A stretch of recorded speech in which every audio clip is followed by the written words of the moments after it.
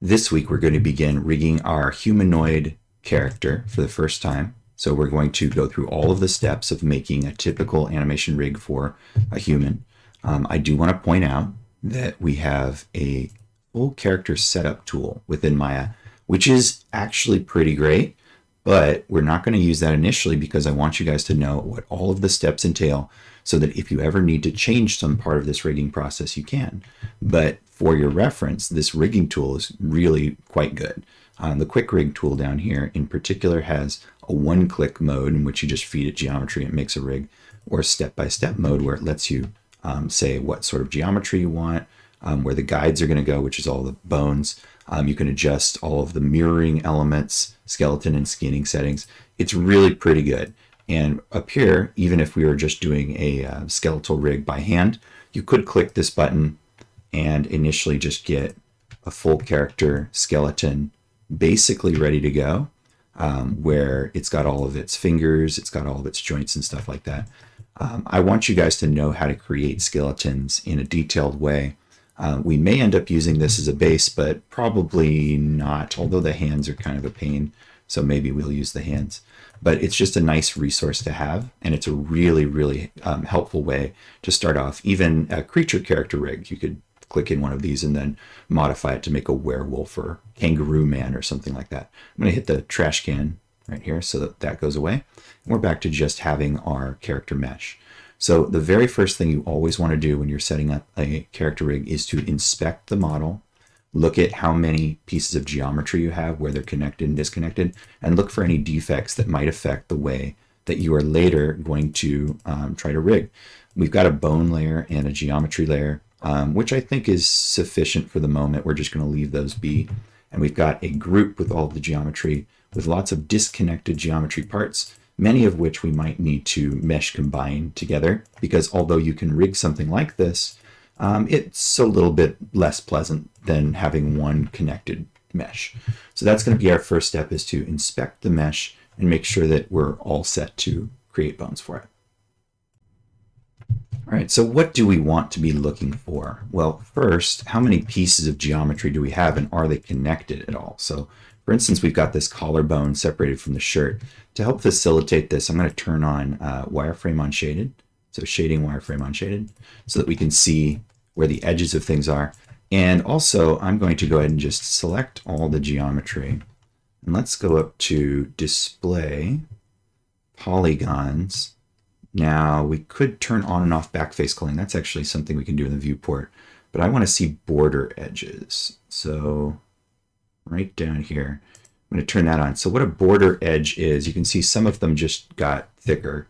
I think if I remember, there's a different custom polygon display. All the way down here, we can set the size. So I'm going to go down, custom polygon display. And so we're going to say we want border edges and an edge width of more, so 6 or so. There we go. Now they're very, very big so that we can see exactly what the border edges are. So these border edges are edges that do not have another polygon attached to them. And that's going to make it just a little bit easier to see the difference between something that's sewn together and something that isn't sewn together. So you can see initially this collar is not sewn to the shirt, which in my mind doesn't make much sense. So I want to sew those things together. Maybe the polygon density is a little bit different. That's possible. Also, the centers of pivot for a lot of these are somewhere like the origin. So in order to make this easier to work with, I'm just going to do modify center pivot. But just know that the transforms don't matter all that much. Let's see, how close is this geometry to this neck? It looks like it's 1-to-1. So I'm looking, are there enough edges to facilitate merging this? And it looks like, yeah, there's exactly enough edges. So I'm not entirely sure why they left it separate in the first place. So I'm going to mesh combine these two. So the shirt and the collar, we're going to go ahead and mesh combine. I'm going to change this back to modeling. Mesh combine. And now we want to merge those edges together so that it's one continuous mesh. Okay. So I'm going to choose right click vertex.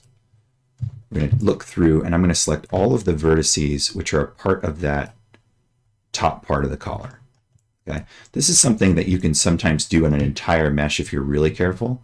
So grabbing all of those vertices, I'm going to shift right click and hold and do merge vertices, and then just do merge vertices. This will give me a threshold, right? That default threshold is probably fine, but as you can see, this is still a border edge. It still looks thick. So if I start turning that up a little bit, hopefully we'll see that go away. So it's going the wrong way. Or maybe I need to type in a bigger number, 0.1. Okay, so that's too much, right? Because now they've all merged together. Let's do 0.05, too big, 0.02. It's possible that we're just not seeing the border edges go away yet. So let me grab one of these, move it. No, so now they are merged, so I'm not sure why it's calling this a border edge. Oh, there is one other option. It could be that it's because the normals are inverted from each other. So if you've got, let's take this for instance, this face here. I'm going to go to Mesh Display. This is normals and reverse. So now it appears to have border edges because this face is facing the wrong direction. It doesn't mean that they're not connected. They are. It just means that it's treating it as if this is not a contiguous face. So in the case of the collar, that's what's going on, is it doesn't think it's a contiguous face. So if I just select the entire row of them and I reverse the normals, now that border edge problem goes away, but now we're also looking at the back of the collar. Well, we're probably not going to use back face culling on this character, so that would be okay. But I'm just going to leave them facing outward and just make a mental note that I attached that collar. It's not a problem, okay? Now, this part of the collar here is literally not attached because there's skin that goes inside. That is preferable. We don't want the skin and the shirt merged together unless it's deep down inside there. So I'm going to leave those as separate meshes. So the head mesh is going to be separate from the shirt mesh. Let's keep going around though. The arms are going inside the shirt like that. You can see that there's a single vertex that's ending the shirt and the arms are going inside of there. I'm actually going to leave that as well. So we're going to have a number of different meshes. This is not terribly inconvenient. This is actually usually helpful because you do sometimes want the clothes to move a little bit differently from the skin. But if it was a form-fitting outfit, then you would just want it to be one single mesh. Notice also that the arms are mirrored and they are merged. That's a good thing because when we start painting weights, as in assigning values to the vertexes for our bones so that our bones can move them around, there are tools that let us mirror those weights on the left and right of the character. So having these combined is actually a good thing. We do want both arms together. Let's take a close look inside here. So here's the skin mesh. It goes down maybe a little further than I'm comfortable with, but it shouldn't really pose a problem. We just have to make sure that when we shrug the character's shoulders, that these bits are not going outside of the character. It shouldn't really be too much of a problem. Now, the major thing that I think is going to be annoying is the belt area. So let's take a look up at the head first because it's a little bit easier. There are some objects inside of the head. We take a look over here. Also, we'll clean up our modeling history in just a little bit. We've got the eyes. It is important to have the eyes as separate meshes so that they can swivel inside the sockets. But we want to make sure that these are centered. So I'm going to go into orthographic views to check that the pivot point's right in the center of the ball, and it is in this view.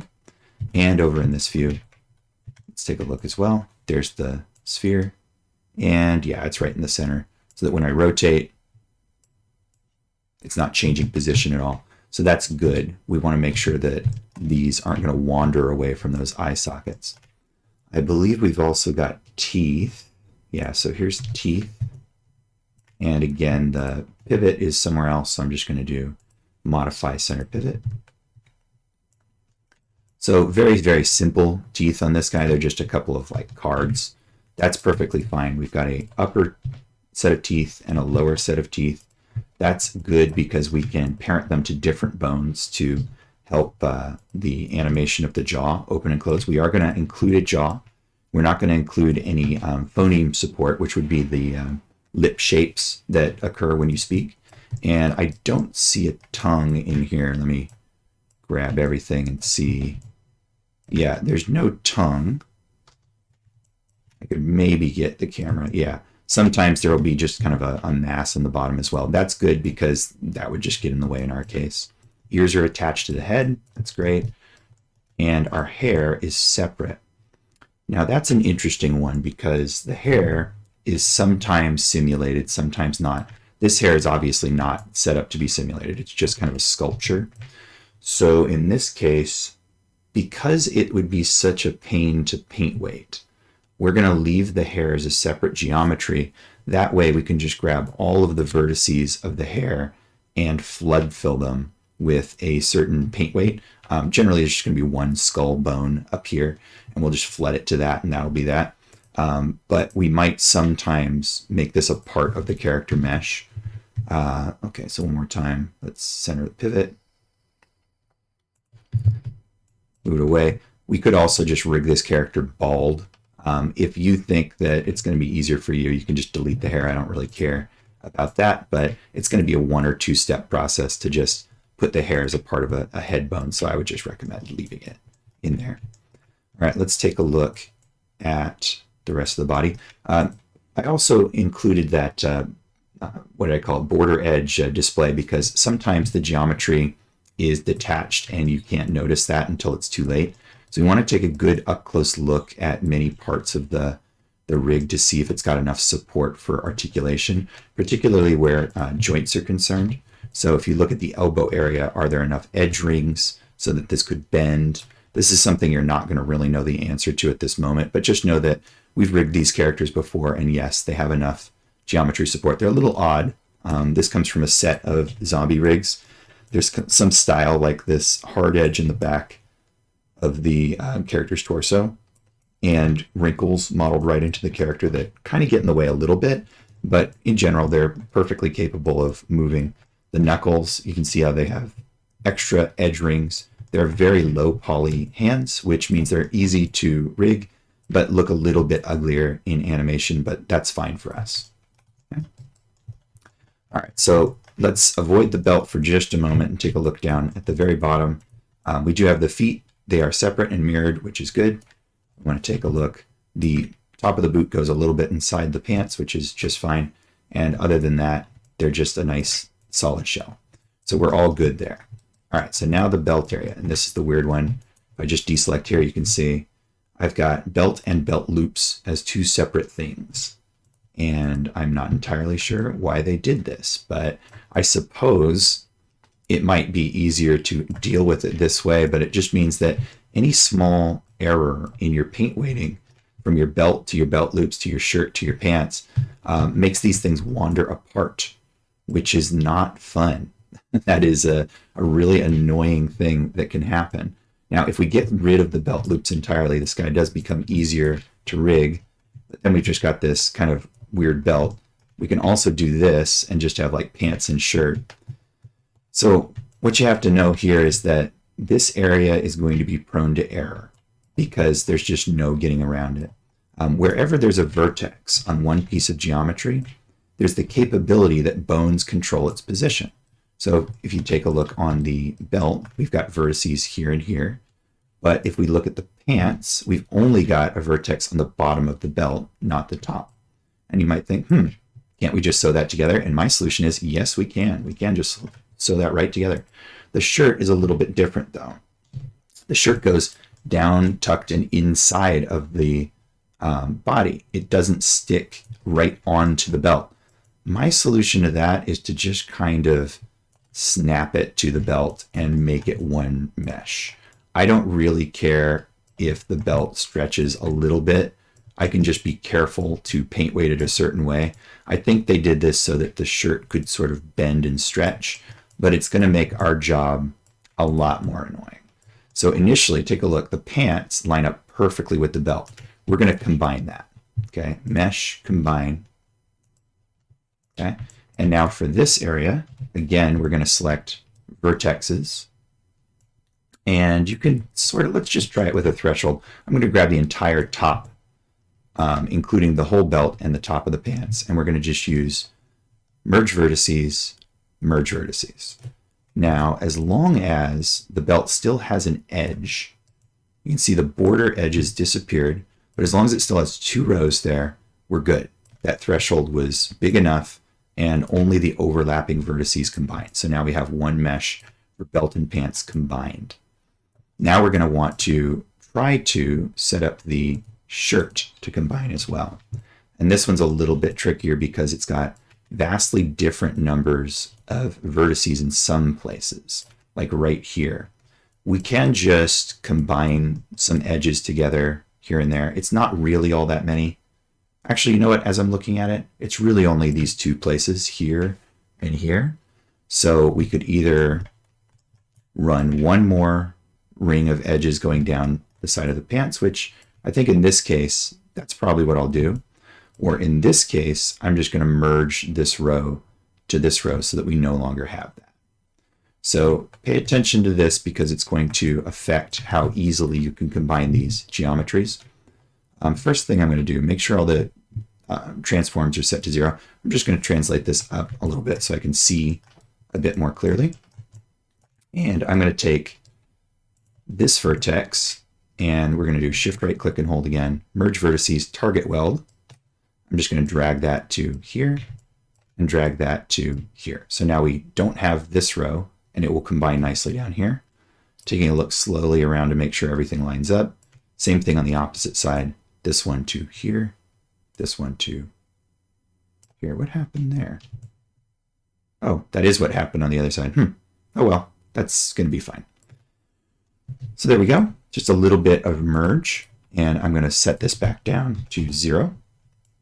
Then on the pants right here, we're just going to want edge, shift right click and hold, multi-cut tool, or we could insert edge loop tool, but I like multi-cut tool because it's got so many functions. Then I hold control, and you can see this will put in a row. I'm just going to visually line it up as close as possible. This last vertex might need to be hand snapped. If you hold shift, it will go right in the center, which actually looks pretty close.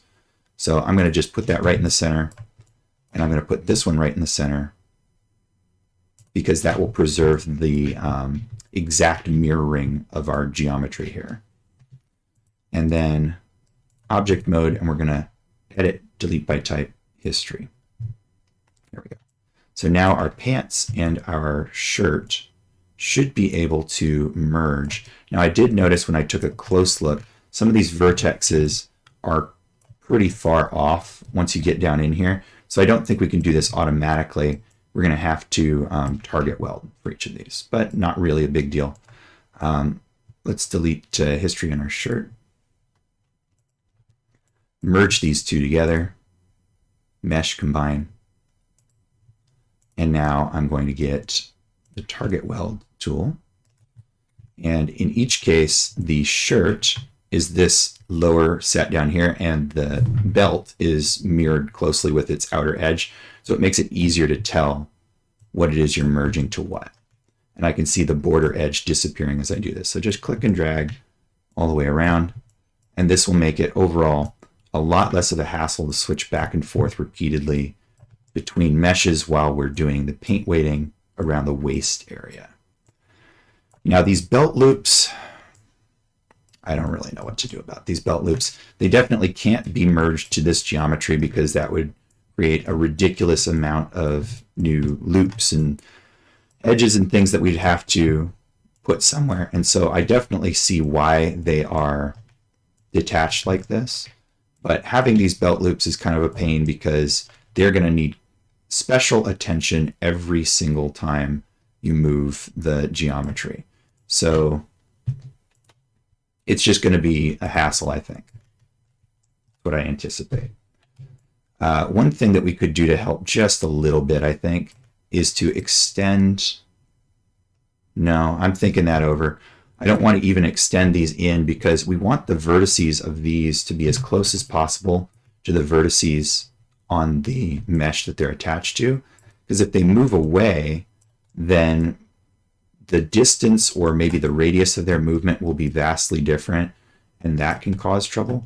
I can see that they're sort of lined up around one edge loop here. So this one's very close to this edge loop. This one's close to that one. And that means that we can use those edge loops as a cue for how much we should be moving it. I do see this one over here is a little bit farther away, so I'm going to grab those vertexes and just move it a bit closer, and in fact, rotate it. So I'm just adjusting a little bit to get it closer to this ring so that I can use that as a cue. So I switch back to smooth shade so that I can make sure that we are seeing just the loop each time and not through. It does, putting these on a corner like this is not really that smart because that invites the possibility that one shows through the other. But given that we're just kind of doing our very first character rig, I think it'll be okay. These are both a little bit too far away from those, but I'm going to leave them.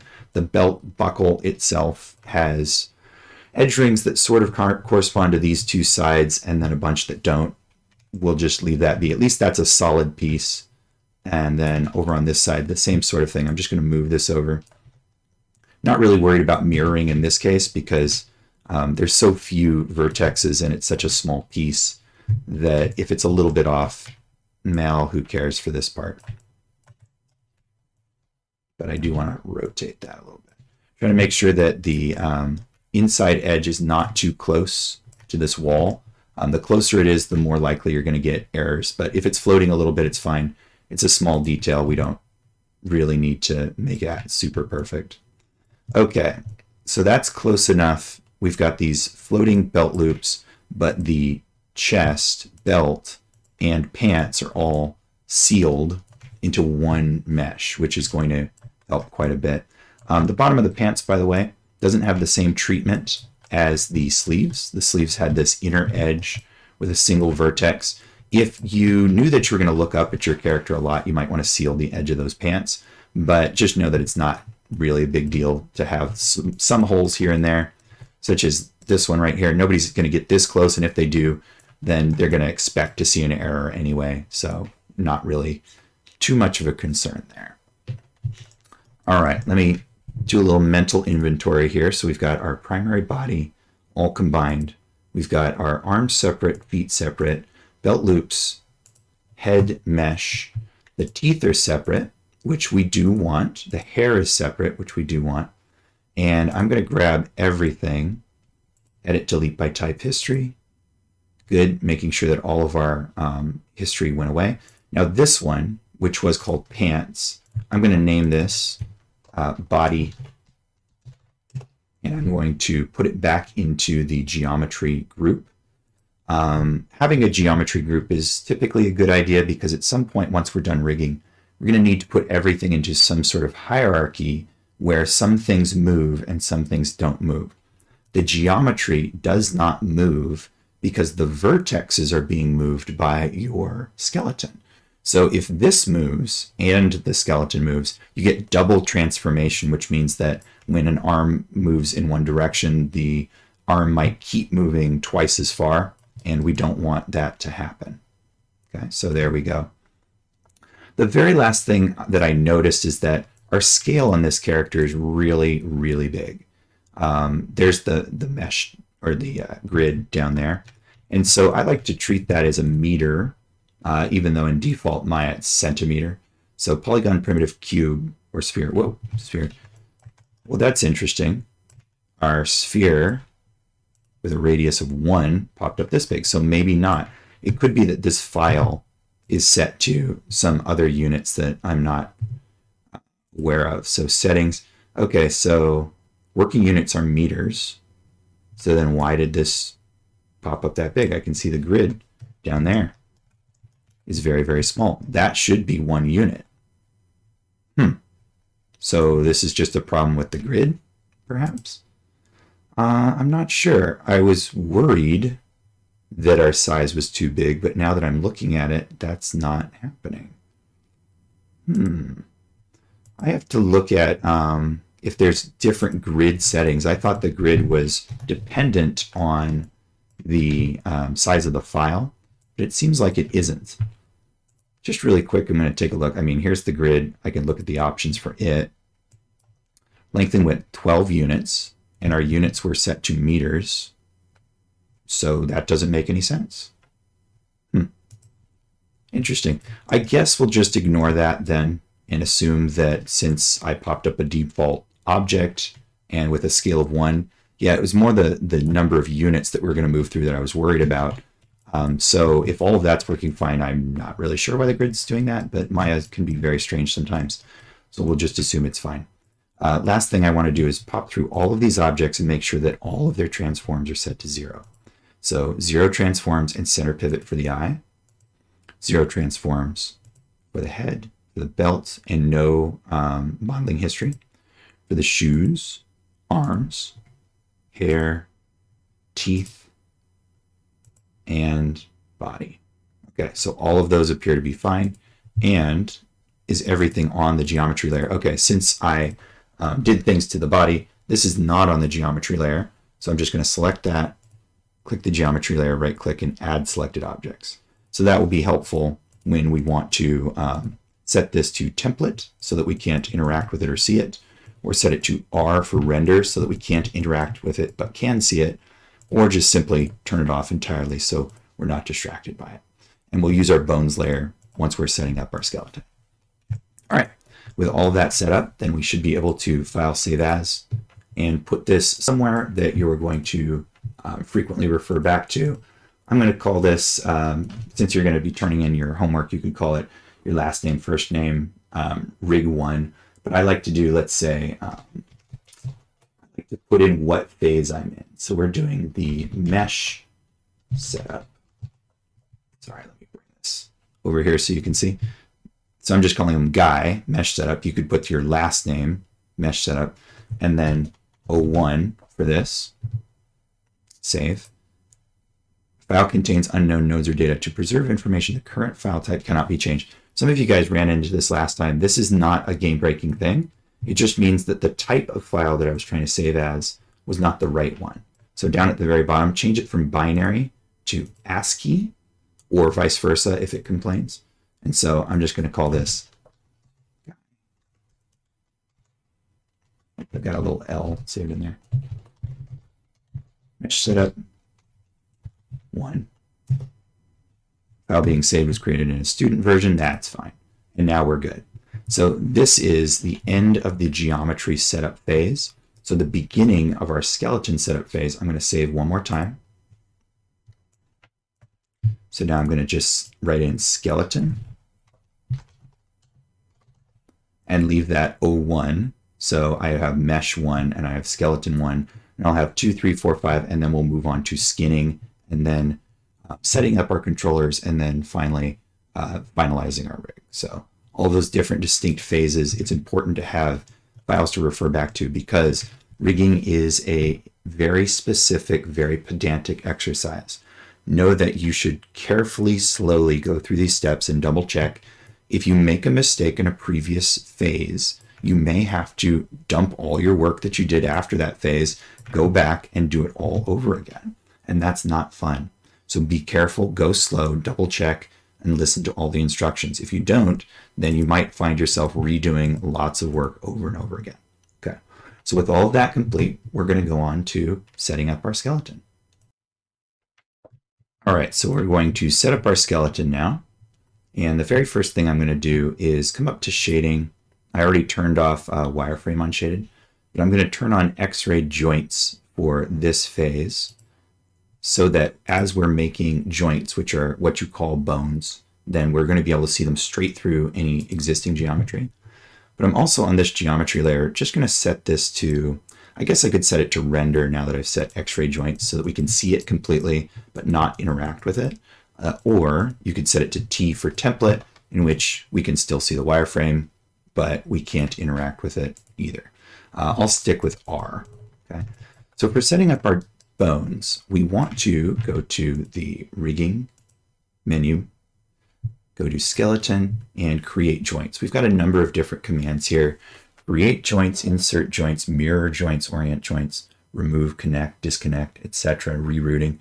I'll talk about some of these as we go. And then we've also got the quick rig and human IK settings down here. So we're going to just create joints. We're going to start from absolute basics. And once I've got this tool selected, we're going to need to switch to an orthographic view. The bone tool tends to act a little bit worse if you don't switch to a flat orthographic. And we're going to start with the spine. So I'm going to go to a side orthographic view. We want the character to be as symmetrical as possible, especially with regard to the bones. And so by drawing in the side orthographic view, we ensure that we're drawing on this ZY plane, which is directly in the center. This sort of motion doesn't really matter, but the side-to-side motion will.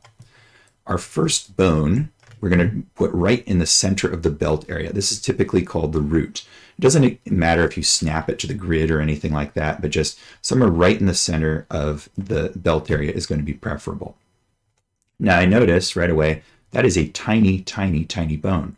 And our radius display here at 0.5 is pretty reasonable, but for some reason it's displaying small. I'm going to just immediately hit enter, which exits our tool. And I'm going to change the global display of joint size so that we don't have to keep messing with this over and over again. So if we go up to display, then we want to go to animation and joint size. Popped up in a different window there. And I'm just going to make this bigger until it seems reasonable for the size of my character. For some reason in this one, 10 seems to be reasonable, so I'm just going to leave that at a joint display size of 10. Don't worry about the actual scale of joints. They don't matter. In fact, these are the scales here. This is the radius display. The scale, you actually can animate that, but in general, we try not to. Don't change that, though. Just position the thing. Don't change anything. We're going to orient all of this and make sure it's default. So the mesh or the joint display up there, that was, again, display, animation, joint size, so that you can see the ball easily. So now let's go back up to skeleton, create joints. Now, if I click create joints and then I click on an existing joint, I've started drawing from there. Oh, wow. Why? Why are you doing this? Oh, look at that. Huh. That's a feature that I'm not entirely familiar with. So as I start drawing new joints, I'm going to hit enter again. It was scaling these next joints based on the distance. I don't really even like that, and I wish it wouldn't. And it was also driving this radius channel over here. Well, Maya, there's always something new, isn't there? From year to year, the way that Maya works changes pretty extremely sometimes, or not at all. And so it's hard to anticipate all of these different changes. I'm going to very quickly just look through display, animation, maybe just regular display, looking for this setting where we're scaling bones visually, because I hate it and I would like it to go away. Let's see. Grid lines, camera sequencer. So I'm looking for joints or bones or something. Manipulators, possibly. Kinematics, maybe.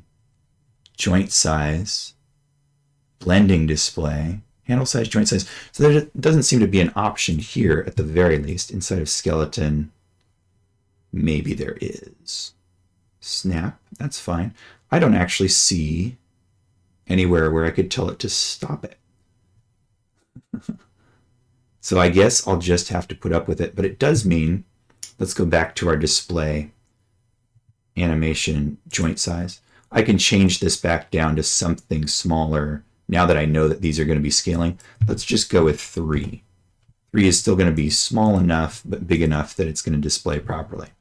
By the way, I deleted those other bones just by selecting them and hitting delete on the keyboard. And now I'm going to redraw again. So skeleton, create joints. I'm going to click first on this joint to start drawing from there. And we're going to draw additional joints going up the torso, ending at the base of the neck, so the collarbone area. A couple of ways we could do this. And in the interest of showing you more tools, I'm going to do it a different way than just going click, click, click, click up here. So I'm going to undo, undo, undo, undo, undo. I'm going to just click at the very end, all the way up here at the top. And that is going to be my end bone for the spine. Okay, and I'm going to hit enter. So I've only got 2 joints. I've got the last one, and I've got the very first one down here. So I did that so that we can go into skeleton, insert joints, and I can show you how this tool works. I click that, when I click and drag on a bone, if it has children, then it will insert another joint between itself and its child. Okay, and that's what we consider to be the connection where the arrow, if you can see that sort of arrow shape pointing downward, it points towards the child. So how many bones do I want in between these two? Well, right now I'm interactively dragging one. I'm going to undo. But if I go to our tool settings, oh, there's no settings for this? I thought there would be. All right, never mind. I thought maybe it would let me insert exactly 3, just like edge loops do. But I guess not. I was mistaken. We don't want too many bones inside of our spine. Your actual spine has many, okay? But we want to just have enough where we get the right kind of deformation and few enough that we don't have to do lots and lots of paint weighting and balancing. About 3 is going to be preferable. So I'm going to insert one in the sort of stomach area, then click again and drag. One just below the armpit. And we do want one that's lined up just about with the arms. That's going to serve a special purpose, and it's going to give us a place to project out our clavicles. So these 3, 1, 2, 3, the waist and the base of the neck. And if I hit enter, then I can hop back into my 3D view to take a look at that and start to plan out. And you know what? I'm thinking this one that's lined up here with the shoulder, that's not really what I wanted. When we build our clavicles out, we're going to extend a extra bone somewhere around here, and then it will connect to the shoulder so that we can shrug our shoulders and use our clavicle. But we don't really need this one. So if I go into skeleton, remove joints, check that out. It didn't delete this one, it only removed the one in the middle. If instead you use the keyboard key, just delete, then you end up destroying the child as well. So if you ever need to remove a bone in the middle of a chain, skeleton, remove joints. Okay, so something more like that. Now I'm going to go back into the orthographic view because we're going to move these bones around. Now, if I move a bone that has children, all of the children are moved, and that is not preferable. But if you are familiar with moving the center of pivot for objects, then you can use that method to move a bone, and only it will move. Okay. What I do is I hit the insert key to toggle on and off a mode. And I know other students use different methods. I believe holding the C key down is another method. There we go. You do have to be careful about that one in rigging because C is also snap to curve. And so I'm getting this bone now snapping to the edges of our mesh. If I go back here, you can see that's what's happened. So I recommend don't hold the C key. Instead, hit the insert key and use it as a toggle. And do frequently go back to your 3D view so that you can double check that everything is working out fine. I'm going to just place this bone somewhere a little bit more vertical. And this one just a little bit further forward. And how about up just a tiny bit? I'm just kind of hitting the center mass of the body. You don't have to follow the contours of what a real spine would do. We just have to sort of get in the middle of the space somewhat. So I'm going to say this is fine. This is what's going to pass for a straight spine on this character. And I'm going to hit insert to go back to normal editing. Okay, let's go and do the head as well, head and neck while we're here. Again, skeleton, insert joints. I'm going to click on this first joint to start drawing from here. We need a bone which is the rotation of the entire skull. So this is the neck. Sometimes we put an additional joint in the middle of the neck to facilitate better bending. But in this case, we're going to just keep it simple. And I'm going to go right about here where if you were to separate this cylinder from the round part, that's where that would occur. Right about there. This is where our, nothing's happening. So I'm going to hit enter to end my tool and open up my joints to make sure that we have only the ones I expect. Okay, so for some reason, it didn't draw. So I'm going to try it one more time. Skeleton, insert. Oh, I had the wrong tool. That's why. Skeleton, create joints. Start there. Click here. There we go. So now I've got a child. By the way, for opening and closing your hierarchy, instead of clicking one by one through every one, close the top one, hold down shift, click the first, and it will open the entire hierarchy. It's a lot faster. So here's our head bone. right? And I don't know what else to call it because it's going to be the thing responsible for rotating the entire thing. But we're also going to create a jaw pivot and a jawbone to sort of take the skinning. And we're also going to create a head, like a skull bone, like a skull cap bone. That's going to be the first one. I'm going to just draw straight up here to the center of the brain mass, right? And I'm going to hit up arrow key. So you can traverse this. I've got two bones right on this same spot now, which is an error. But you can traverse the whole tree by hitting up arrows and left and right arrows, which can be helpful because I don't have to exit this tool. We're going to complete making these joints, and then we're going to handle the fact that I've got two bones there by mistake. So I'm going to go up arrow key so that I'm back to this head bone. And then I'm going to draw a second joint to about the place where an earring would be hung just in front, sort of below the temple. This is where the jaw should pivot from. So that's going to be our jaw pivot bone. Then, in order to help us do proper paint weighting, I'm going to create one more bone on the tip of the chin. This is what will take the responsibility of moving the lower teeth and tongue if we had it, and it will also take most of the skin of the lower jaw. Okay, so there's the jaw pivot. Here's the jaw tip. Here's the head pivot. The last thing that we can do, we can either draw another branch from this one, or we could actually make it sub bone of this one up here, but we need bones for the eyes so that they can rotate. I usually just make this straight from the head bone, and I come over here to the center of the eyes. This one is fairly important because we want to snap it to the center of this mesh, so it's good to have edge rings that are right on the center there.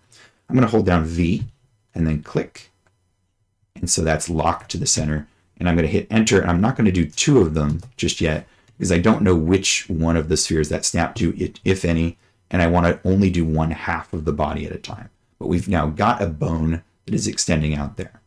Let me show you that in 3D just so that you know what we're doing. So it looks like it didn't even snap to the center of the eye in this direction, but that's okay. We'll move that back into place in just a moment. Okay, so now using my up and down arrow keys, I can see I have this joint, then I have this joint. So joint 5 and 2. One of those has got to go. I don't know how I accidentally created two in the same spot, probably when I was messing around with that tool. But either one doesn't really matter. I can select and then go to skeleton, remove joint. And now I've just got the one joint at the top of the spine, base of the neck. We're all set there. Okay, let's go ahead and adjust this eyeball. See, everything is perfectly on the center line of the body because I've been drawing in the side orthographic view. See them right there. Okay, and let me see if I change to 5 for these. Will it make it easier to see? You have to set X-ray joints for each view individually. I think that's going to be better than leaving it in wireframe view. So X-ray joints, shading, X-ray joints. That way we can see the mesh and the bones at the same time without seeing all of that messy edge stuff. All right, so we're going to adjust now this bone to be in the perfect position for this eye, and we're not going to do the other one because eventually we're going to mirror everything over. So we do actually have to see the wireframe for this one, and it's going to be in the front view, just like that. So I'm going to only move in the X direction, holding down V for vertex. I'm going to drag it to where it lines up right in the middle of that vertex there. I'm going to check my other views that I am still centered forward to rear on this one, right on that point. Don't worry about the rotation just yet. We'll orient all of these bones. And then just for good measure, I'll check in the top view. Just 'cause I'm paranoid and want to make sure. All right, always good to double, triple check. You never know. All right, so let's set all those back to smooth shade so that it's not annoying. And let me demonstrate what each one of these is going to do. This one is going to rotate wherever the skull is looking. Put that back. This one is going to move the neck. Put that back. This one is going to rotate the jaw, and it can rotate left and right as well. Put that one back. This one's not going to do anything except for accept skin painting. This one's going to accept almost all the skin painting for the upper part of the head, going all the way down to the upper lip nose area. So quite a large area. And then if you had other things like you wanted to animate the hair, we would draw sub bones from here, or animate the ears, we would draw sub bones maybe from here or from here. It doesn't really matter because these three are not going to articulate from this joint. This joint is going to articulate them. They're all moved together. Okay. Cool. So that's a good start on the torso. This might be a good time to save for the first time. And then if you want to save as another increment, I like to do that very frequently, especially when rigging because so much can go wrong. So skeleton number 2, and we're going to continue on. Let's go ahead and from the front view, we're going to create the center of the pelvis and then the hip joint, and we'll draw down the leg as well. So we're going to go into the front view, and we're going to choose skeleton, create joints. That's what I was doing wrong last time. Create joints. Click on the root joint, and then this first joint, it actually does have to be centered on the body. It's going to be the hips. So we're going to switch real quick to the side view. And I'm going to use wireframe just to see where the end of the butt area, the pubis, kind of terminates. This one is going to serve as sort of a hula control where you can move the hips separate from the root of the body. So just put it somewhere near the end of the pubis, right about like there or so, but it does need to be centered on the body. Okay, so if we hop back to our front view, there it is. And now this is going to serve as the support for our hip joint. And our hip joint needs to be somewhere in the middle of the mass here, not all the way out or where the actual hip joint would be in anatomy. Somewhere just right about like here. So there's going to be our, I guess that's his left, our right joint. Then coming down the leg, I want to just see the edge loops to see where the rings are. The rings are right here for the knee. So we're going to click right in the center of the knee area. And then we're going to click right in the center of the ankle area. Now I'm going to tell you what I just did there is going to be a little bit wrong. Because when we connect, let me just hit enter, when we connect a IK handle, any small differences in the left-right orientation of this are going to cause problems with the way that the leg bends. And so doing it that way is probably going to cause an error, a small error. Will it be, game ending? No, it won't, but it will be annoying. So let's do this instead. I'm going to delete both of those two. We're leaving that one. And let's go back into create joints. Start by clicking on the hip and then click all the way down at the ankle. Okay. And then we're going to insert joint in the middle. Insert joint by clicking and dragging from the hip down to the knee area, which was right about here. That way we know that all three of these are in a perfectly straight line to start off with. There you can see, perfectly straight line. Now, we do want to move them back into alignment with the leg, okay? The knee is pretty close to where I actually want it to be, but I'm going to move it back just a tiny bit. And then this one, since it's the child, you don't have to use insert to move this, but I'm just going to move it to the center of the ankle. Be sure not to move on X at all, only move on Z and Y, so that this remains in alignment down the leg. But we do need this slight bend in the knee so that it knows which way the IK handle is going to try to bend it by default. Okay, just like that. Now we're going to hop back into orthographic side for the foot. And the foot is a special case. It's very weird at first. We're actually going to use more than one skeletal structure for the foot. But here's what we do. Skeleton, create joints again. Start by clicking on that ankle joint, and you're going to draw to the ball of the foot near the ground. So somewhere way down here, this is the ground plane, or actually this is the ground plane down here. But we're going to go just a little bit above that, probably because I want to snap it to the 0 point of the grid. And that's a good reference point, but also because it's better if this has a little bit of height above the ground when it rotates the mesh. So I'm going to snap it to grid right here.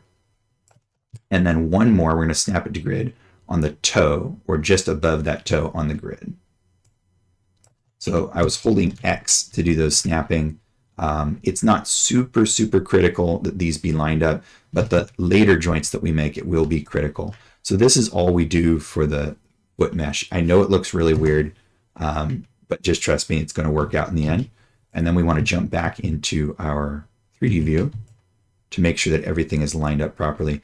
If the feet have a lot of sideways angle, it would probably be a good idea to rotate them back to straight forward and back.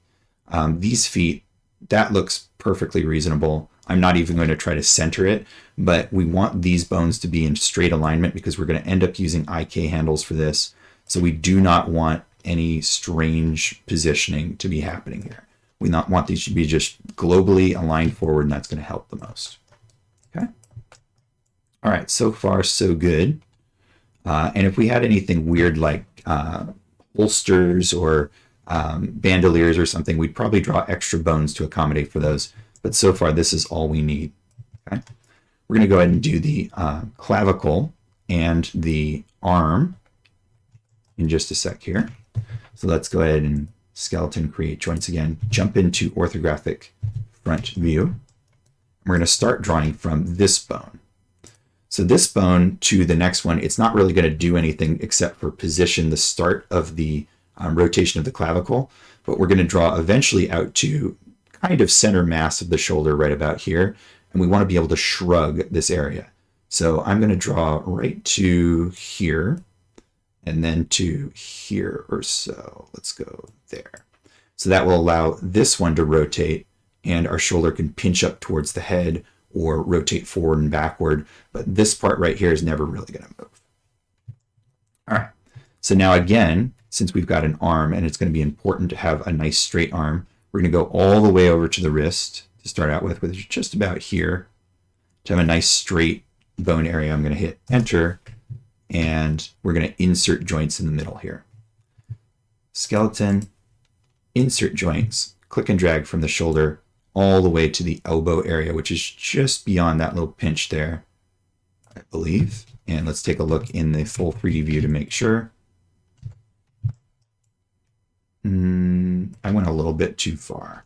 So I'm going to undo, click and drag. You can insert joints in 3D. It's not a big deal. I want to go right in the middle of that area when I pull this backward, right there. Okay. All right. So first, we'll hit enter. That's fine. I'm going to hit insert and move the elbow back to the center of the bend of the arm. I'm going to move the wrist to the center of the wrist area. Okay, as long as you don't move it on X or Y, we're good. And for the shoulder, same thing. Don't move it on X or Y, just in Z to the center of the shoulder area. And make sure that there's a little bit of bend backward in this elbow when you do that. So place the shoulder just a little further forward, maybe place the elbow just a little further back. Anything will do. It doesn't need to be big, but just a little bit. So that's the primary bend angle. Okay, we can see that the shoulder joint is a little high on the arm. That's fine. It all lines up. We don't want this going off at an angle either, really. And then the clavicle just has to need to be basically in the center of the body somewhere. So that's going to be fine for it. I don't really want to move it. We could scoot it forward just a tiny bit or backward, but I don't really feel like it needs it. So there we go. I'm going to hit insert to go back. Typically, we want one extra bone in the forearm to facilitate rotation. This does cause a little bit of problems later on when we set up the IK handles, but it's nothing that we can't deal with. So I'm going to insert one more bone. So insert joints from the elbow to the wrist right in the center, and we're not going to move it at all. The only thing this joint will end up doing is rotating to distribute the radius and ulna bone rotations down the wrist a little bit more concretely. If you really pay attention to what your bones are doing in your hand, if you hold onto your wrist and try to rotate your hand, you can't do it at all. All that rotation happens down the arm over here in those bones. But what happens on the hand is this rotation and this rotation. So distributing them that way makes for a lot better hand setup. Okay. So we're through almost all of the skeleton setup except for the hand. And this is where we're either going to do this really quickly using insert joints, or we're going to cheat and come over here and grab a default skeleton and chop its hands off and attach it. Okay, so just to see what that's like, because it's fun to cheat, let's create skeleton over here. That's the little character setup. I'm going to hit save real quick before I do this, just in case it messes something up. Probably won't. Create skeleton. There it goes. And it's in our scene. There's this little reference node down here. So if you hit shift and open all of that up, you can see all of these named bones. So all we're going to do is come over to this hand, just this right hand, and click this joint. Okay, and we're going to unparent it. So edit, unparent. So now that hand is detached from the entire rest of all of that stuff that's going on there, and we can just delete it. We can come down here and just delete. So I grabbed the locator that was selecting everything, and then here's character left hand. Now up here, there's this character definition. And if I delete this, I don't know if this hand's going to disappear or not. Let's try it. Yes, it did. So let me undo that. So we're just going to leave that alone and pretend that doesn't exist. It reset everything. So I'm going to open that up one more time. Click on the hand, make sure that I've got it. Character left hand, unparent. Move that away and just delete this, and just pay no attention to the fact that we've got a character up here ever again. Just pretend we didn't see that. Okay? Because setting up all of these bones down here is kind of a pain. Now our radius display on these bones is like 2. I'm hoping if I set this to 2, okay. I want to select all the bones, so I'm going to open it up in our outliner and shift select through all of the bones, and then set this to, actually let's set it to 1, a little bit smaller since we're in fingers, just so we can see them all. Okay, there they all are. And we might actually need to scale. Scaling is not really going to work in this case. This might save less labor than I thought it was going to, because we're going to still have to position all of these bones. So here's thumbs, here's fingers. They are kind of in the right ratio. I'll tell you what, this is not going to save as much labor as I thought it might. If we snap to vertex, you can snap to the center of a joint, especially if you don't have any geometry showing. But now that I've done that to position it, all of these are still in the wrong positions. So I may have need to set this up a little bit more carefully before we duplicated them. So bad news, we're going to have to do it by hand because I didn't think it through. And I'll go ahead and just delete this character definition just to make sure. It really won't be that bad though. Let's hop into an orthographic top view,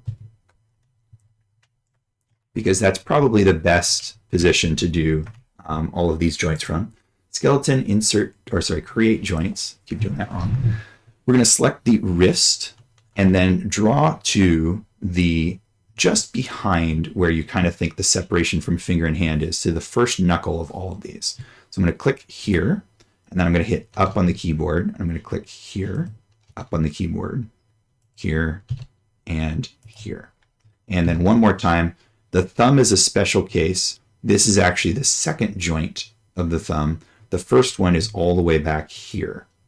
Okay, let's continue the thumb just as long as we're in this branch. I'm going to draw my next joint here, and then there is a third somewhere in here. It's really hard to see. And then we usually draw a tip as well. Okay, the thumb is the only one where I'm going to do that. For the other ones, so if we come back down, you can go to siblings by doing left and right arrow keys. For the other ones, I'm just going to draw all the way to the tip and insert the rest of the bones. I do want to see the wireframe for this now. So for the finger, first finger, I'm going to draw right to the center of that pad there, as straight down the center of the finger as I can. And then we'll go up and to the next one, center of the pad, up, center of the pad, because we need to have straight fingers. Okay, just like that. And that also means that before I insert the rest of those joints, now I'm going to hit enter, I want to come back into my 3D view and just try to verify that I did actually draw from the knuckle to the fingertip. These look pretty good, actually. So amazingly, everything except for the thumb, which is always kind of the case, we're in the middle of the mass of the finger, which is basically where we want to be. They could be a little bit higher. This can be very, very fiddly. The important thing is once you've decided the direction of the finger, don't ever move it again. That's a straight finger from then on. Okay, so I could, if I hit insert, raise up this knuckle just a little bit, and I'm not going to move this one unless I think it's not in the middle of the finger. So in this case, yeah, I'm going to move it up just a bit. This one over here, I'm going to raise it up just like that. Take a look at this fingertip. Try to put it in the middle of that mass. Raising this one up. And I'm only moving it in Y. And then the pinky I feel is pretty good. Tip of the pinky just a little bit higher. Okay. The next step after creating the whole skeleton is orienting these joints. And so we just want to make sure that we have a straight finger towards where the geometry is appearing right now.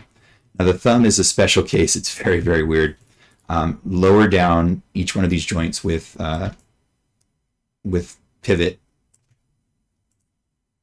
just to where it's in the mass of this shape. And the knuckles on the thumb are on this side.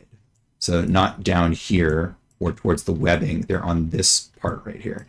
So that's the part that it's more important to be straight. Because the thumb is at this weird angle, sometimes I have to do the same thing I did with those. Yeah, it's looking very, very ugly. So I think I'm actually going to delete out the thumb. And I'm going to try one more time, and I'm going to use this same method. So we're going to come back into the top view. Skeleton, create joints, click from here to there. And then this one is going to need to be basically rotated kind of down like that and this in order to create the rest of those joints in a line.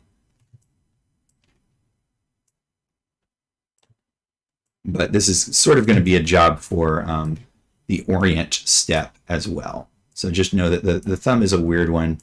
We'll get to it completely once I get through the orient step, but I'm actually rotating this joint, which is kind of a no-no most of the time for skeletons. You want their joints to be zeroed.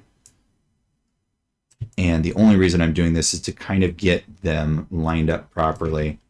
So now I'm going to insert joints 1 to here and 1 to, oh, come on, can I not insert? And 1 to about here, I believe. Yeah. All right, we're just going to leave that be now. Messed around with that one enough. For the rest of the fingers, same sort of thing. We're just inserting joints to each one of these loops. I guess we don't need to be in the top view because these joints, we're not going to bend them in the direction like we did with the elbow and knee at all. We're just going to position them. We just want a nice straight finger and position them. So skeleton, insert joints, click and drag from the first knuckle to second and from the second to the third. And you'll notice there's a ratio here where it's closer together in the tips of the fingers, further apart, and then furthest, and that's correct. So right here, right there, here, and just in the center of those edge loops is completely fine. Now, if we did all that right, we should have straight fingers in our 3D view and a whole lot of wireframe now that it's very hard to kind of see through. Okay, it does look a bit odd on that pinky finger, but I think it's fine. Okay, and typically this sticks out the front just a little bit. Remember, this last one is not something articulating. It's just to mark the end of the finger. Okay. No bones in the middle of the palm, typically. Sometimes rigs enable you to move around parts of the metacarpal bones, especially the pinky. You really don't need to, as long as you have this one for the thumb and give it more meat. You can cut the palm, but really there are no other articulatable bones in your hand. If you feel, there's really just those four going back to the carpal bones in your wrist. But this is going to be the simplest setup, and usually it's all that's required. So we hit enter to exit that tool, and we've got one half of the body. There we go.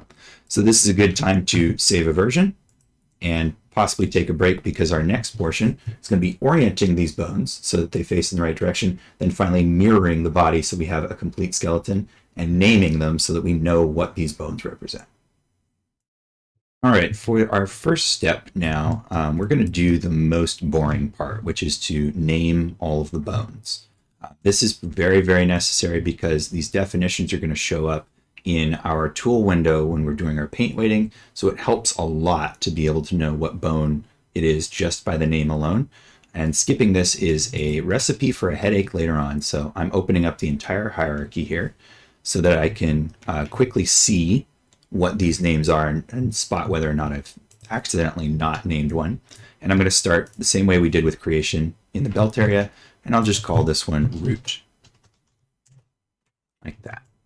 Then going up the spine, so I'm going to name this spine 1. And you don't need to put 0, 1 because we don't have enough bones for that, but spine 1. Try to follow the same convention. So if you're going to capitalize each time. If you're going to put a underscore or space, then put it every time. If you're going to put a 0, put it every time.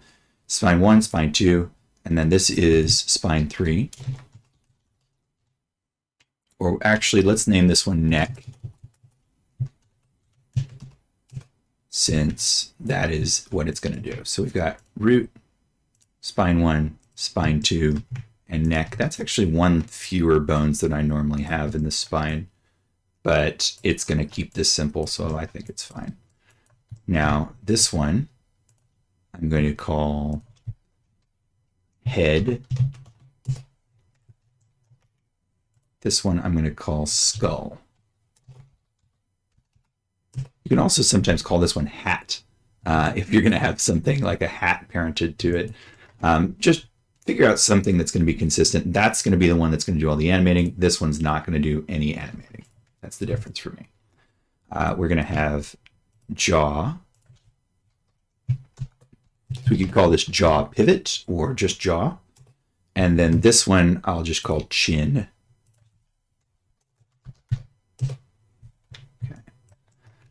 This is our eye, and at this point you have to decide, are you going to refer to this as the left side of the character, or are you going to refer to this as the right side of the character as you are looking at it? So make your choice, whichever one you prefer. Just be consistent, whichever one you pick. So this is going to be I, E-Y-E, and I'm going to do underscore L. So when I do the left and right sides of the body, I want to make a suffix or prefix. Sometimes you do it as prefix, but suffix is probably better. Underscore L. So everything on this side of the body for me is going to have underscore L. It's going to be particularly important to keep doing that convention, because when we flip the other bones, they'll name themselves automatically, and we can tell them to have underscore R instead of underscore L. Okay. So this is going to be I, left. All right. Quick look over here to see that I didn't miss anything. Then down here, this is our clavicle. Or you could call it the shrug bone if you don't want to write out clavicle. Clavicle, C-L-E, I hope, underscore L. Then this one is shoulder, L.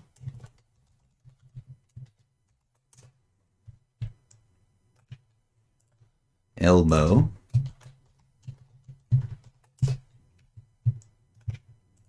Forearm, or just 4,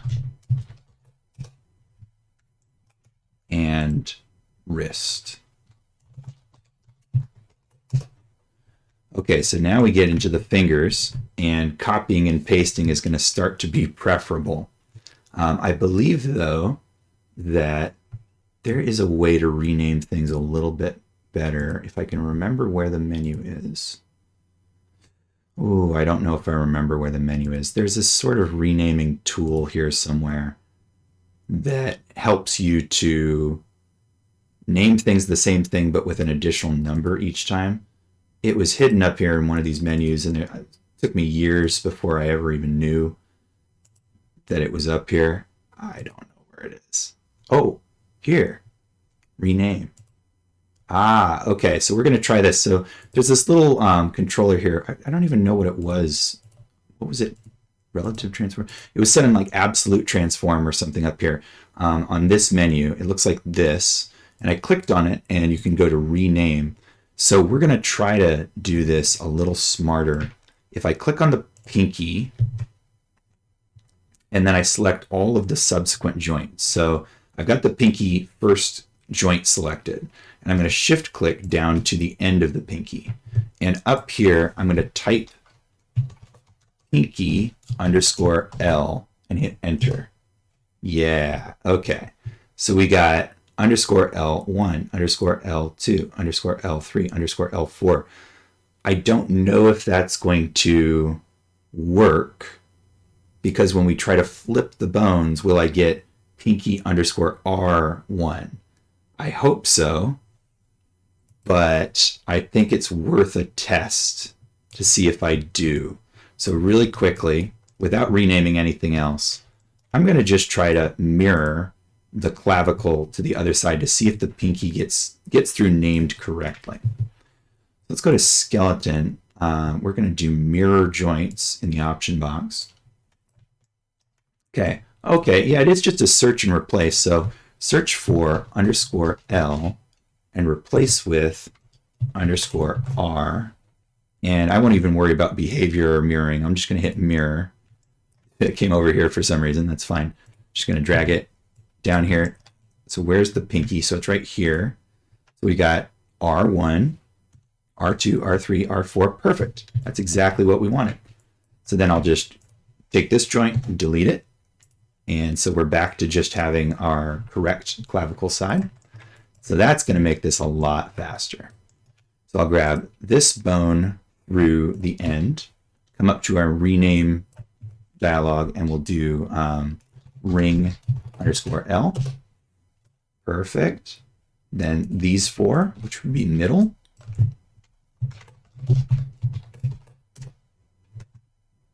Pointer.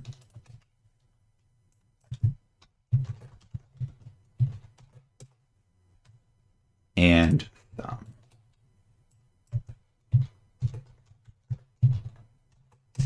There we go. So that was a lot faster than before I knew that existed. Just name of the finger, underscore L or R, whichever you picked, and it puts the number on for you.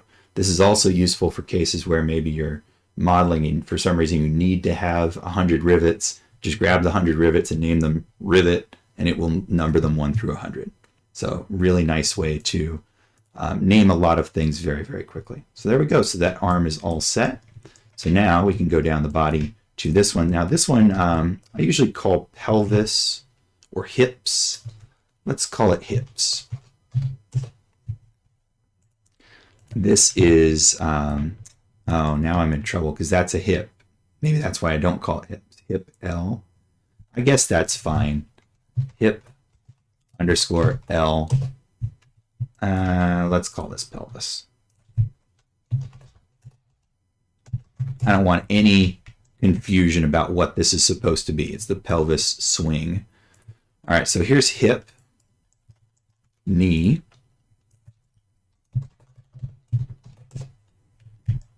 ankle,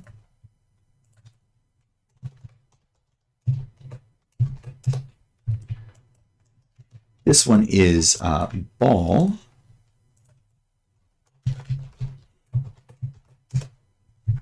and this is toe. Here we go. And for our setup later on, there will be another bone system down here that drives this one, but that's just what we name. This is called the bind skeleton. The bind skeleton is the one that's responsible for deforming the mesh. Sometimes you have other skeletons involved which are responsible for other things, such as driving the primary skeleton or driving many, many more bones. Like if you wanted a wobbly arm, you would have many bones in this bind skeleton and then fewer bones like the ones that you see here as the control skeleton, with other ways of creating the wobble, like moving the extra bones out of the way. So there we go, whole thing named. We can go save at that point. It's a really good time to save. And then iterate our save number, and we can move on to orienting and mirroring.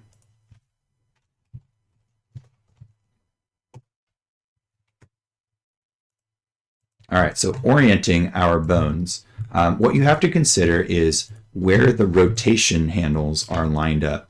And you can actually see, if you zoom way in, there's this little display I've got of the cardinal axes on the bone already.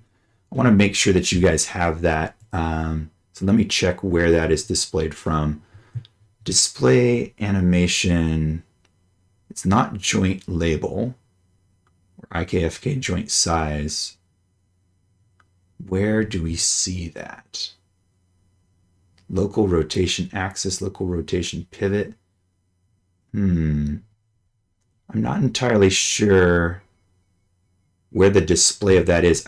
I actually think it might be inside of the skeleton orient joint tool. Let me take a look in there. There it is. Toggle local axis visibility. That's the button that will control it. So let's just go ahead and open up the tool. Skeleton orient joint option box. Okay. This is going to be our tool primarily for making sure that all of these joints are lined up in the way that we want. So what we're trying to affect is that when we select a joint, the direction that it's rotating needs to be consistent, and it needs to be appropriate for the body part. So our shrugging shoulder, for instance, we want it to be able to go up and down, almost vertically up and down from that point. Sorry, from this point. And we want it to be able to go forward and back, but if this was oriented like that, it wouldn't facilitate it. It would be going this way, and we wouldn't have a straight up and down. It would be a lot less comfortable to animate that. It would end up giving us gimbal lock problems and animation errors.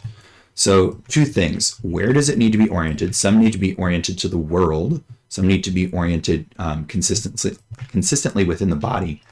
And are we treating that part as a unit? So the arm is a unit, but the hand is not really a unit with the arm. The wrist is. We need the wrist to work with these arm bones, but the fingers don't really need to. But within the fingers, they need to be consistent. And what I mean by that is that the same rotation channel is being used for the same thing. So our fingers open and close on Z right now. So we want each of these to be Z, and then the tips don't really matter most of the time. They can do whatever they want. Okay, but we want all these to rotate and close on Z. We also want them to go side to side on Y, which is green, and we want them to roll on red. That's consistent. So it ends up being that if you look at these little handles, the three colors should point in the same direction going down a consistent chain, all except for the last one, which doesn't really matter that much. Since we built our fingers with inserting joints, they're basically oriented perfectly already. We don't really have to do anything as long as this was the set of rotations that we wanted. But to use them as an example, let's look at this dialog box. If we're orienting to world, it means this down here, whereas world forward, world up. That is only important for things that are going to use IK handles. So sometimes the wrist, we do that too. We almost always do it for the root, and we sometimes do it for the ankle to orient it to world. Okay. Everything else, actually the eyes. We do orient the eyes to world as well, typically. But everything else, not usually. So we're going to leave that unclicked. Then the primary axis, this should be the one pointing down the chain. So right now, red is pointing down the chain, and that is correct here. Secondary axis is up. So Y is pointing what we consider to be up. Okay. And then secondary world, I don't remember what the difference is for that one. We'll have to see. Do you want to orient the children of the joints? And do you want to reorient their local axis?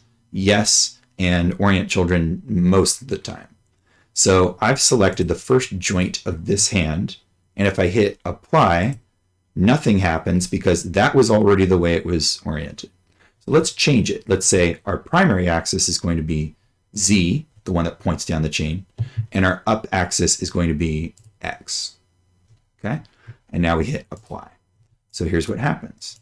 Z, blue, is now pointing down the chain, which means that these now open and close based on rotating Y, because that's the one coming to the side here. And up is now X. So we don't actually want that. We want the default. So we're going to go primary axis X, secondary axis Y, everything else the same. Boom. So now they should be reoriented just like their brothers and sisters, right? All of them pointing up on Y, forward on X, sideways on Z. And we do want to make sure that as we're doing this, we're not introducing rotations to these channels. These should be zeroed. As much as possible, we want every bone to be at 0 by default. And again, this one doesn't matter, the tip, unless there's a special case. So very quickly, let's just look through and make sure each one of these fingers were straight up and down when they were modeled. And so just looking, I can see they're good, all except for this one, but who cares if we hit it? It doesn't even change it. That's your cue that this one doesn't really matter.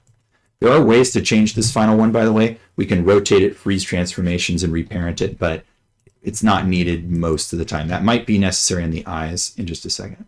So correct. I'll just hit apply. Apply. Now this one, the thumb, is going to be weird because I rotated this, right? If I hit apply, they should all be correct. In fact, they should all be correct now. Ooh, okay, that one rotated. So I want to see what's going on here. Is this one rotated? No. This one rotated? No. Is this one rotated? Yes. All right, so why did that move? I'm going to undo where it's back and just check. How is it moving right now? It is at 0, is rotating in the direction that I want it to, along with the other joint, along with this joint. I don't want it to change. So in this case, using the Orient tool messed it up. Why? Can't be entirely sure. Possibly because I introduced rotations way back here. But it's the only one that does that. And it warned me too. I don't know if you saw that, but let me do it one more time. When I hit it, go back here. Warning, skipping thumb L1, it has non-zero rotations. So it's not even trying on this one because of those non-zero rotations. Okay. Now what happens if I freeze transformations? Modify, freeze transformations, dialog box, and you need this now because joints don't freeze their positions typically. Sometimes we do, sometimes we just completely ignore them. But those positions, they're not really a part of the animation process typically. So wherever they end up being, sometimes they're 0, sometimes they're moved for inexplicable reasons. Remember, we created this skeleton not long ago. Why is it that these have these positions? Well, I was reorienting and positioning them a lot, wasn't I? But not the jaw. I didn't move that one after I created it, and yet it has them. So who knows why? If I just select the thumb, you can see my defaults, I was set to just translate. I'm going to reset settings. Now it's all of them. Joint Orient is on this list of freeze transformations, but it's not selected. Okay. So, and lock normals, preserve normals.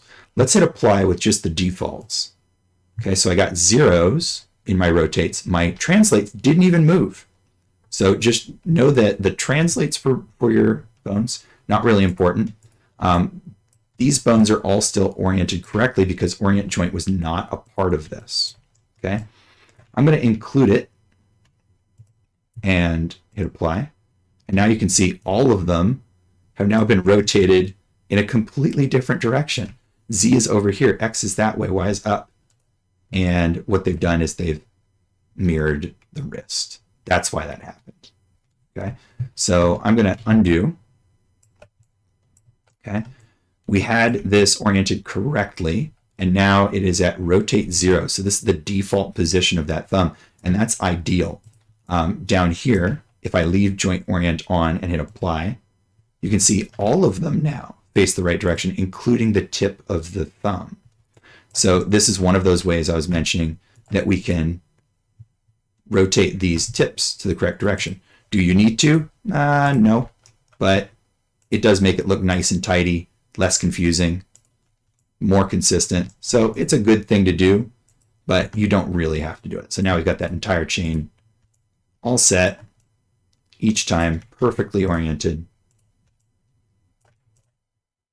But like I said, since we're not going to animate those tips of the fingers, you don't really need to do it, but it's a nice thing.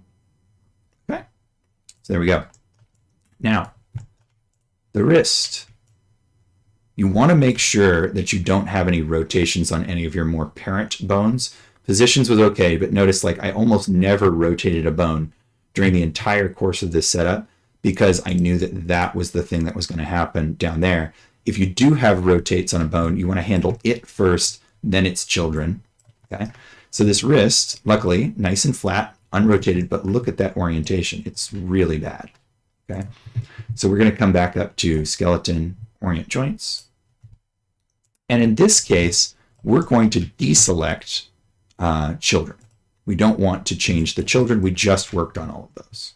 Okay, so we want the wrist to likely be a part of world because this is going to be an IK handle that is going to move wherever we want it to. So we're going to orient to world and hit apply. And I just want to see what does that end up looking like. Because this was modeled in a nice flat T pose, we end up getting the same sort of structure as we did for the rest of these fingers, which is really convenient. This is Z, just like the fingers. This is X, just like the fingers. This is Y, just like the fingers. If it wasn't modeled in that nice global orientation, this would have not turned out that way. And the fingers are nice and flat, and so this works perfectly. We do want that ability to go up and down on the palm and side to side. And we're not even going to really use the twist in this case, but that looks fantastic. That means that this does not quite line up with this one in the forearm, but that's okay. Let's see what we need to do in the arm, in the forearm. Well, we don't want this to world. We don't want the children oriented, but we do want the same primary axis we've been using all along. That means that the arm is going to open and close mostly along Y. Now, not this one, obviously, but this one along Y. And that's fine. So let's go ahead and hit apply. Okay, so now it's pointing directly towards the child with X, and nothing really else changed. This one, same thing. That one did change just a tiny bit. And then shoulder, same thing. Okay, so we've got it pointing right towards its child. Up and down is the only thing I would be concerned about, but since I built it very carefully in the top orthographic view, up is going directly up right now. That's fine. The clavicle, same thing. Something weird happened just then. It looked like I had two clavicle bones. So I want to make sure, oh, look at that. I do have two. Oh, because earlier, when I did that duplicate, I neglected to delete this one. This one's R. So delete that one. This is the one that we're orienting. So good double check to catch in the outliner. When you're rigging, I leave the outliner open almost all the time. So now we're going to orient this one. That didn't actually move at all, but we're going up and down perfectly and forward and backward, sort of on a slight angle, but that's okay. I think that's anatomically sound, at least. So there we go, the entire arm oriented.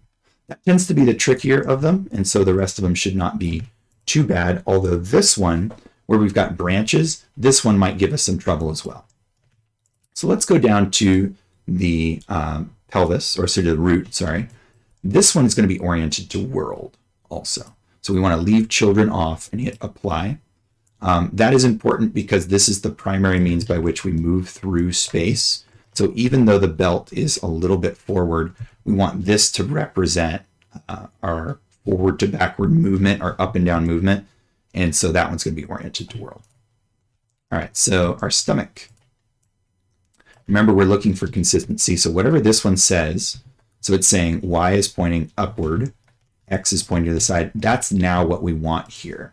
So we want our primary axis to be Y, and our secondary up axis, that's this way in this case, to be Z.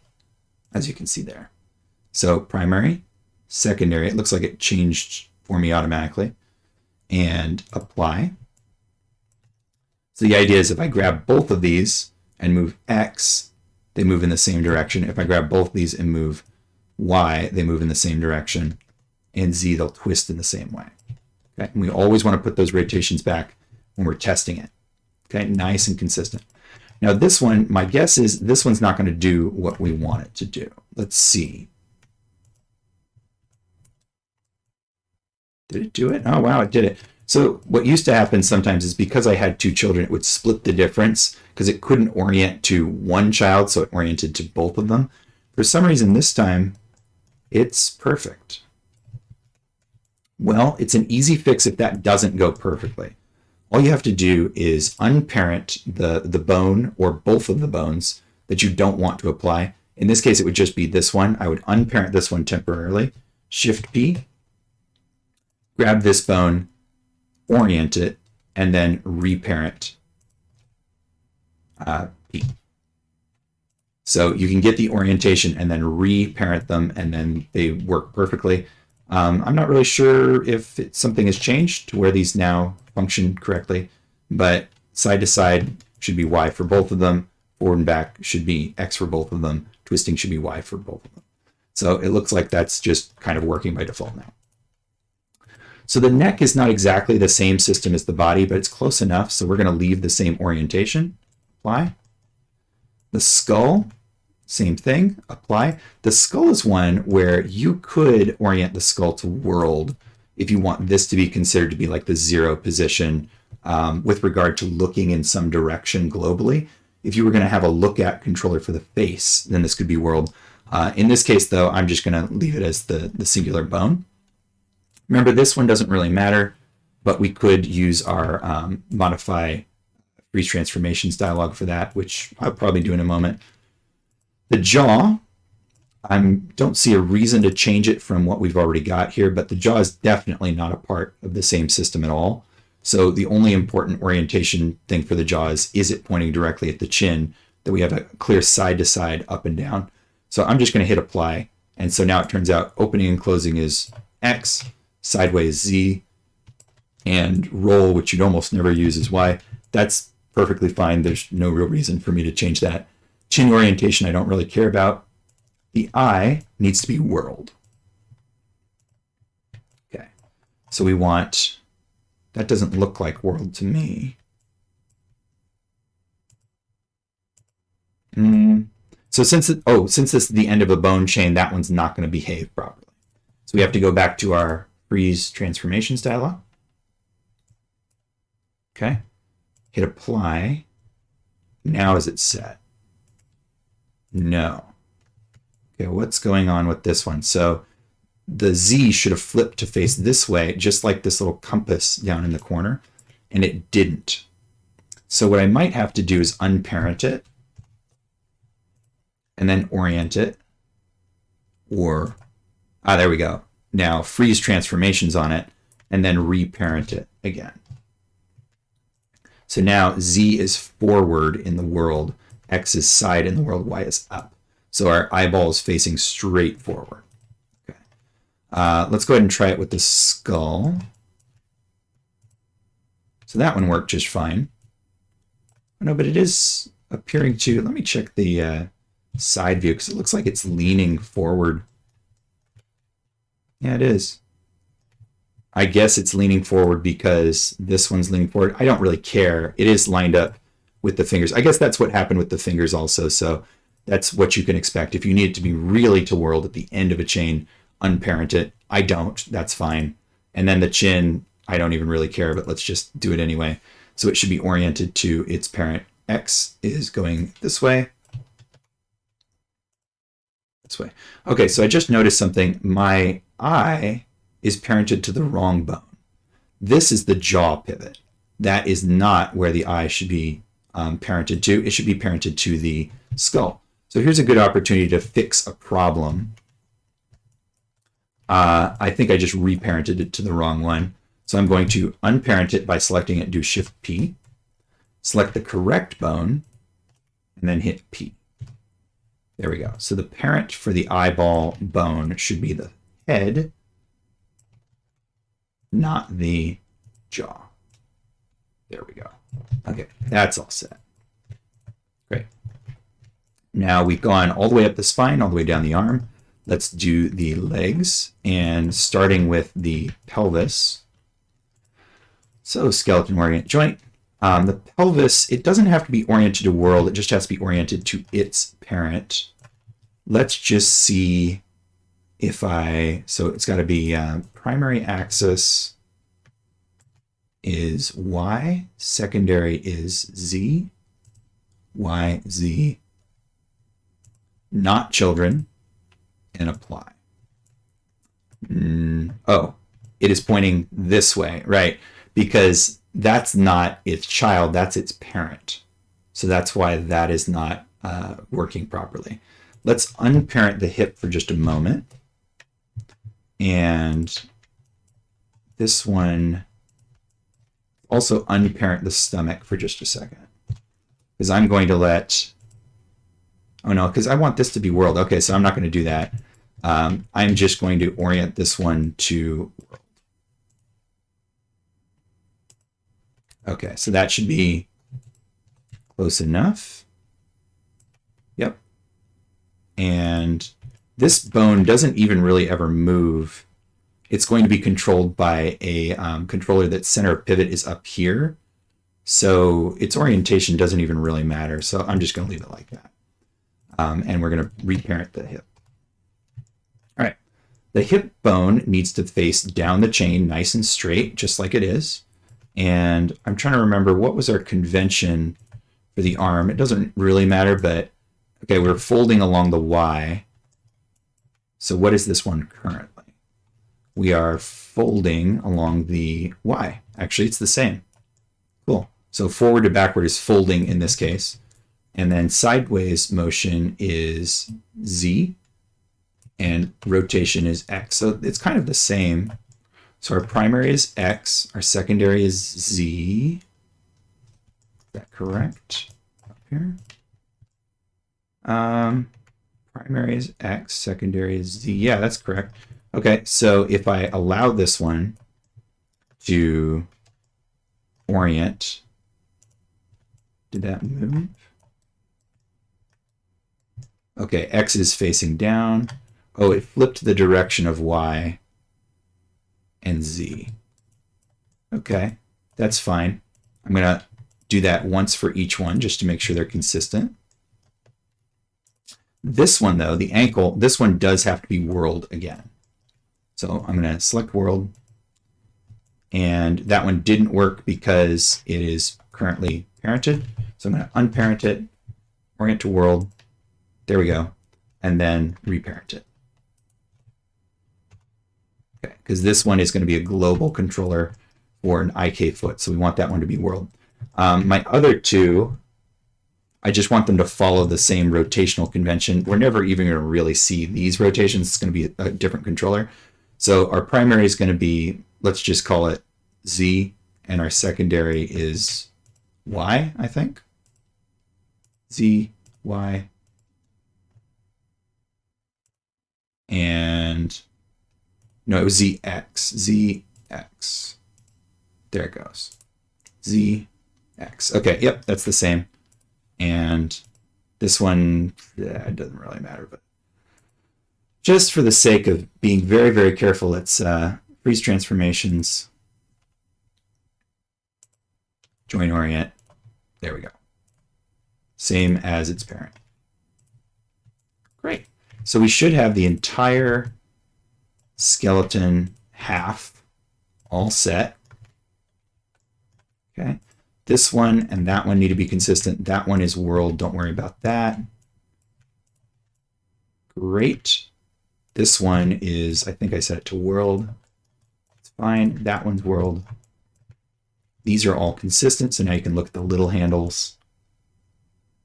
Great. And I find it helps if I just select them with the rotation tool to see which direction they're going to try to rotate by default.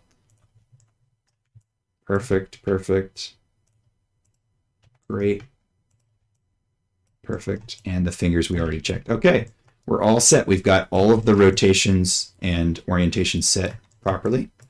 I'm going to go ahead and save this file and iterate another number.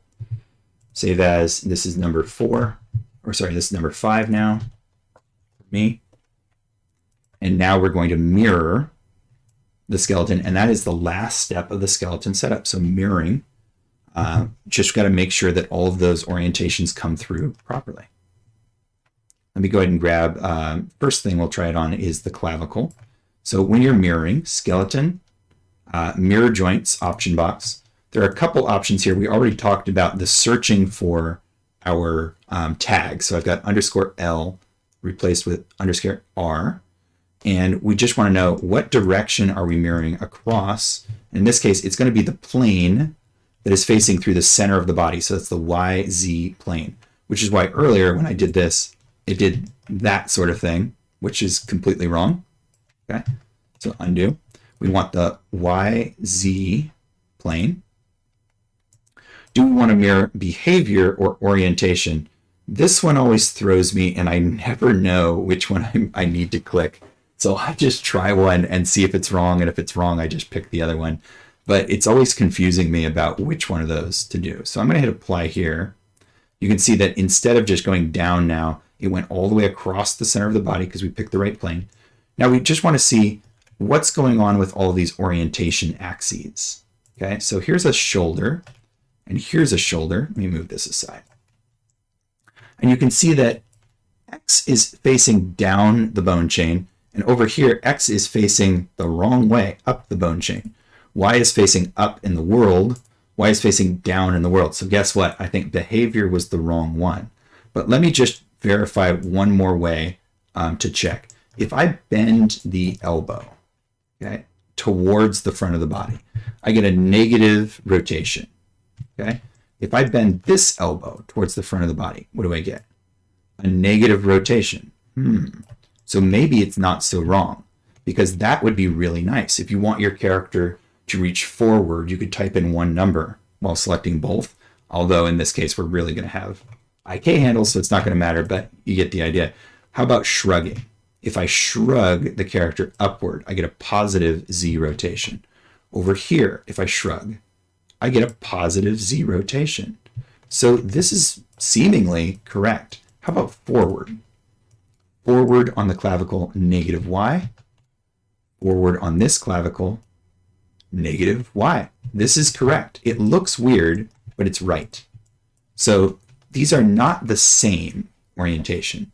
They're sort of the opposite, so that their behavior ends up being the same.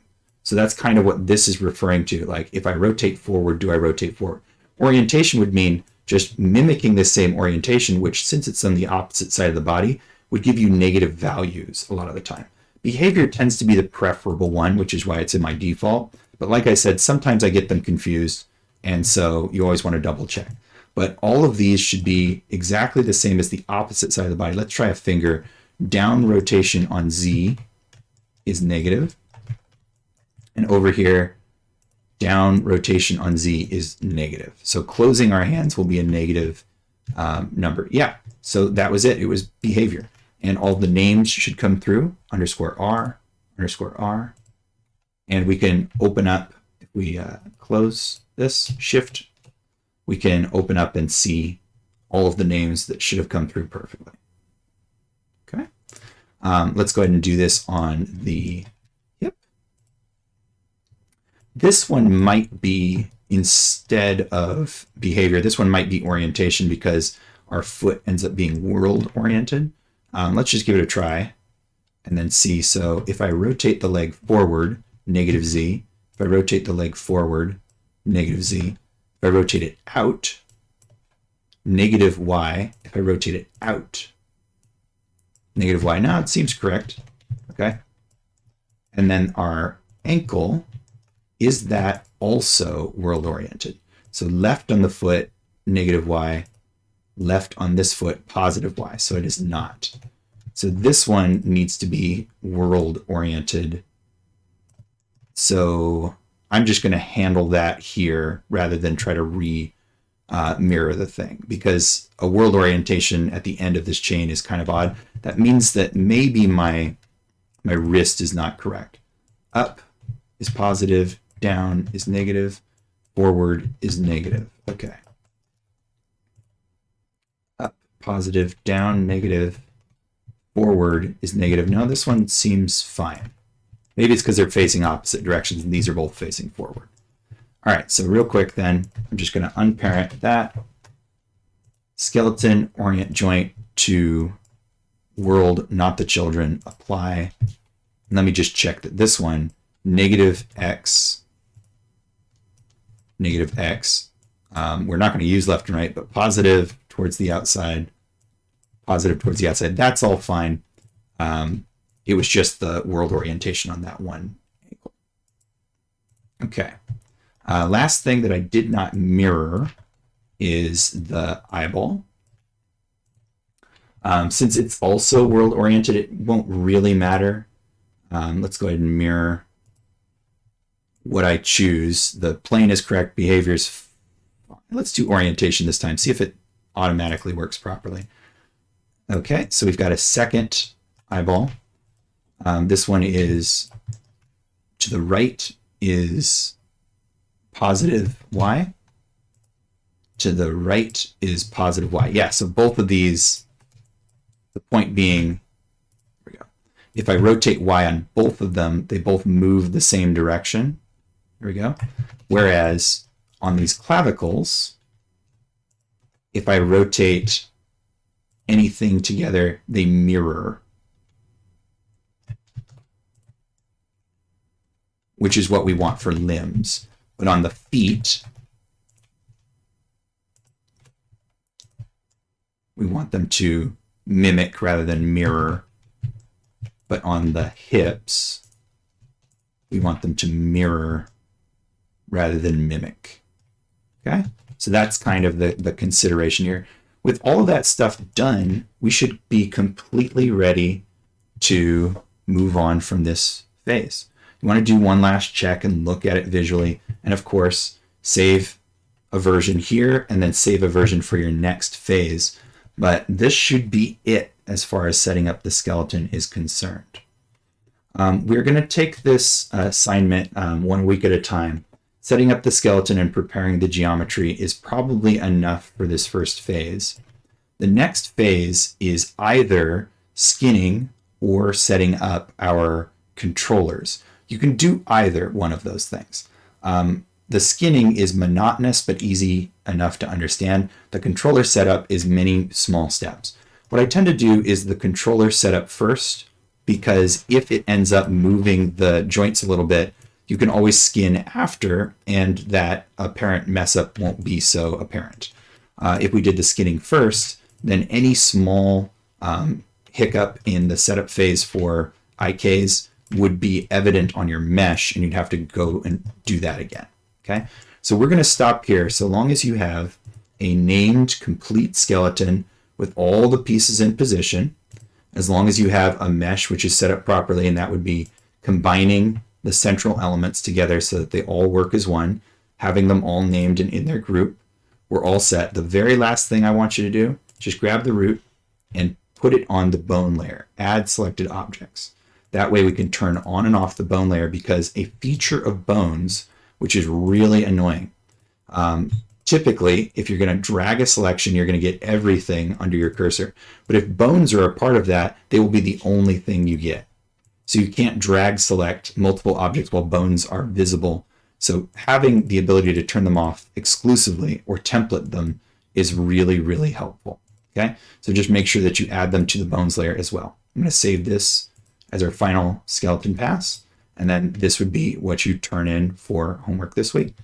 All right, so next week we're going to move on to setting up the control surfaces on our skeleton, including nice selectable NURBS curves and our IK controls as well.